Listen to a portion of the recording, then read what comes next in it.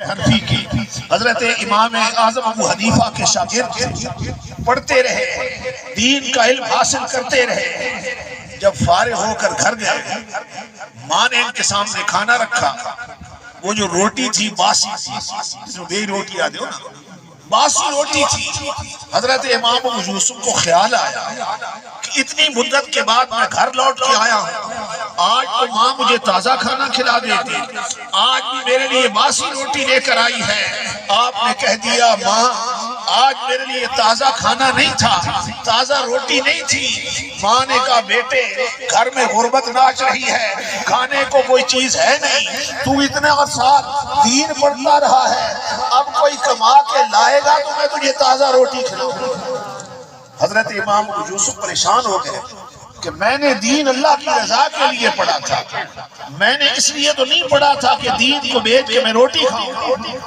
گھر سے باہر نکلے نا، گلی پڑوس میں یہودی رہتا تھا، یہودی بالکل گلی کے درمیان میں وسط میں اپنی دیوار کھڑی کر رہا تھا۔ یہ جو لوگ راستوں پر قبضے کر لیتے ہیں نا، یہ یہودیوں والا کام ہے۔ یہودی بالکل راستے کے وسط میں اپنی دیوار کھڑی کر رہا تھا۔ آپ نے فرمایا وہ بدبخت، وہ یہودی یہ جو گزرگاہ ہے، راستہ ہے، اور تو اس پہ دیوار کھڑی کر رہا ہے۔ یہودی کہنے لگا آگے صرف تیرا گھر ہے، کسی اور کا گھر تو ہے نہیں، تیرے گھر میں غربت ناچ رہی ہے۔ جس دن خچر پہ سونے کی اینٹیں لاد کر تیرے گھر لائی گئی، میں اپنی دیوار بھی اٹھا لوں گا۔ پریشان ہو گئے، نکلے حضرت امام یوسف بغداد پہنچے۔ شہر بغداد پر ہو کا عالم طاری تھا، بازار بند تھے، مارکیٹیں بند تھی، بغداد کی رونقیں ختم تھی۔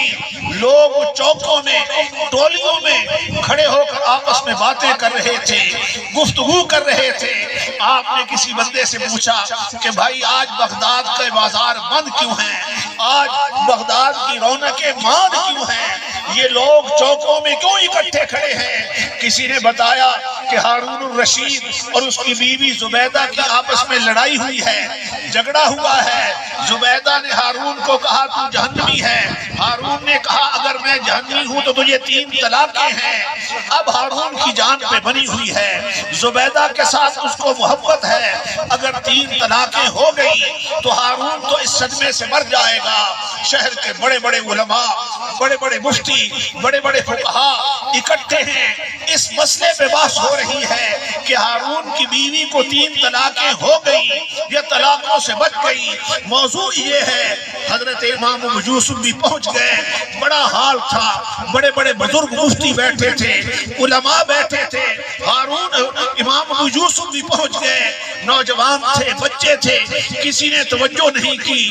ہارون دیکھ رہا تھا کہ ایک نوجوان آیا ہے جس کا چہرہ جس کی جلالت علمی کو بیان کر رہا ہے، اور کسی نے توجہ نہیں دی۔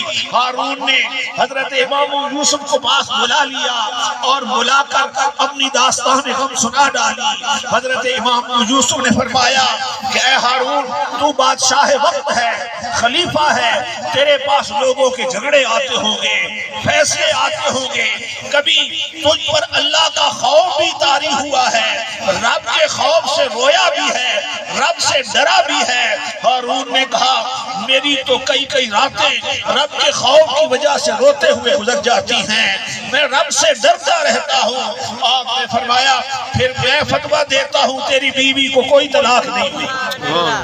ہارون کی جان میں جان آئی، اس نے علماء سے کہا اس نوجوان کی بات سن لو، اس بچے کی بات سنو، یہ کیا کہتا ہے؟ سارے متوجہ ہو گئے۔ آپ نے فرمایا یہ خلیفہ ہے، میں نے اس سے سوال کیا تو رب سے ڈرتا بھی ہے؟